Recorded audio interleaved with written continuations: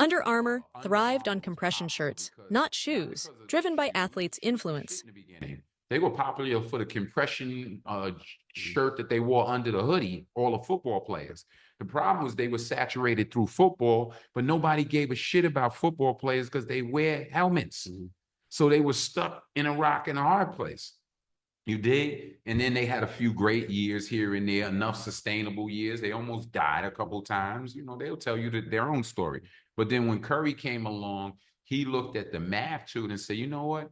If I'm just coming into the league and I'm giving myself 10, 15 years in this league, and I grow this to $1 billion business and I'm getting 20% instead of the 9 or 7 and 3 that Jordan is getting, 7 and 3 for marketing that Jordan gets, I'm up.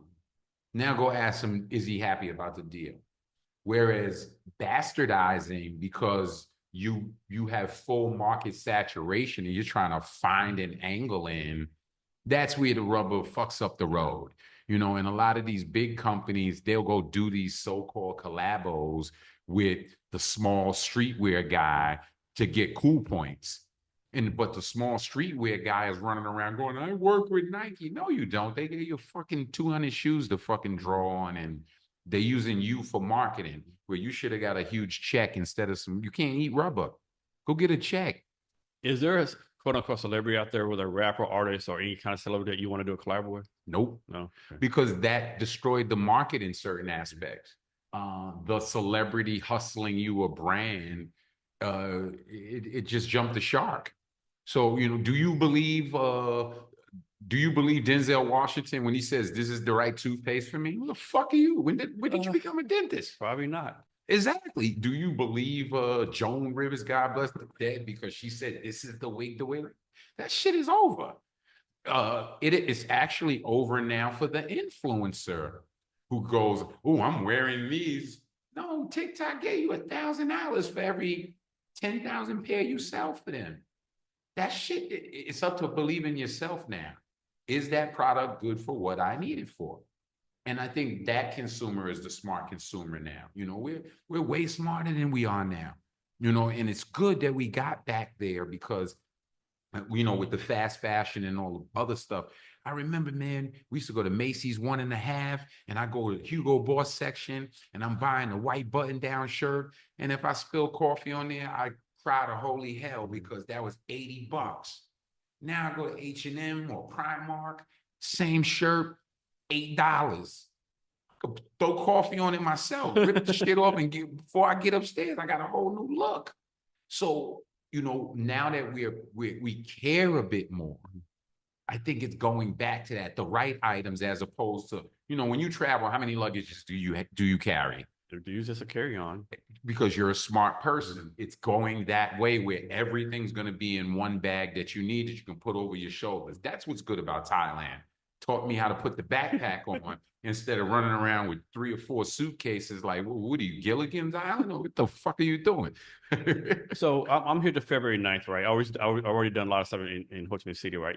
What's something else I should do here? From now to February 9th, go to the zoo. I would to the zoo. Dude, also disappointed. Now, let me rephrase that. Okay. The zoo itself is like, my man, this is horrible. Now, the botanical gardens. Yeah. The botanical gardens are beautiful, nice. The zoo, man. There's improvement for everything, but imagine how many people don't know that exists. You got to bring awareness in order to bring things to light. You dig what I'm saying? I'm video to the zoo. All these animals have face like, please adopt me. Yeah. Please let me get out of here. I get it, but we also imagine, this is a newer generation, meaning this is they're evolving. So they still have some nuances where it's like, man, fuck that zoo. Yeah. Man, what I got to do with me? Why do I lion care? So you have to bring that awareness, not telling them, oh my God, we got to save the animal. Yeah. Yo, if he need to be fed, volunteer that week.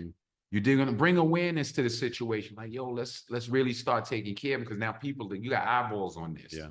You dig? And we have enough with the internet and social media that we can put eyeballs on something in 1 minute. So if I want to be a grown-ass man Karen and go say, yo, look what they doing to the lion. Go do that.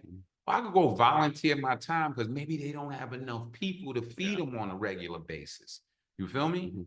So when I look at stuff like that, I say go to the zoo, go to the museum, because you'll learn about the American Yeah. side of the war. And then you'll have a whole different It's reservation very about different, very different perspective. it changes. Listen, we know what Agent Orange did. I can still see that shit right now. Yeah. In the way the movements and bad, good, and indifferent, we need to be exposed because I pledged allegiance to the flag of the United States of America from the time I was a tot until they took that out of school. So unlearning that shit, and when I say unlearning, I'm a proud American, 100% red blood.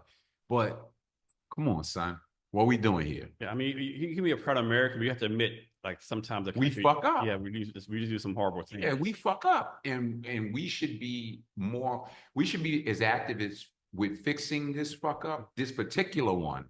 We should be as active with fixing it as we did to break it.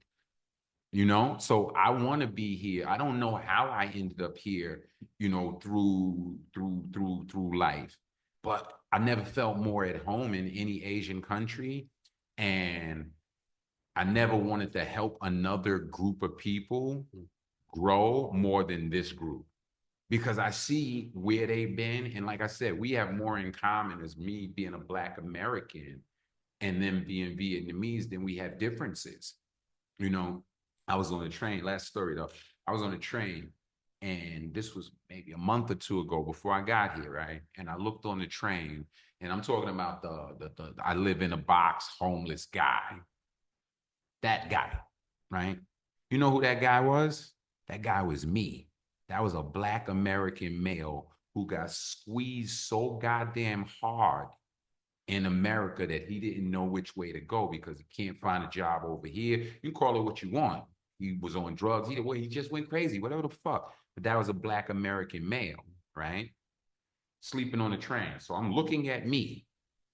But at the same time, I'm looking at all these guys with black shoes on. These are the overnight construction workers, they cops. No, the guys who got to wear work boots. These are the guys who bust they fucking ass overnight for their families. And those guys, Black, white, Asian, gray, tall, women, they was everything. You know what they were? They was just tired of they were tired of being scared.